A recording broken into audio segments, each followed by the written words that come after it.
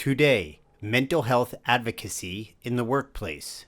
And what I do when I speak is I tell people, I teach them spot signs of depression, thoughts of suicide, so they can actually, if they're on a Zoom with somebody and they notice the person's hair is a little dirty and their clothes aren't quite as clean, and they usually come to the Zoom pretty well put together, that's an indication that they may be depressed because they're having trouble getting out of bed. Or they've been wearing the same thing every day all week. Yeah, COVID casual. So, yeah, or they have trouble. If you have a morning Zoom, they have trouble getting there on time. But it seems like in the afternoon, they've rallied and they always show up on time. That's another sign of. Or if you find out they're eating too much or can't eat, sleeping too much, can't sleep, those are all signs of depression. I teach HR and the people in the C-suite and the managers all these things so they can spot them. It's called being a gatekeeper. You're watching and listening to everybody. Right. It would seem like HR would be the pathway, or one of the pathways at least.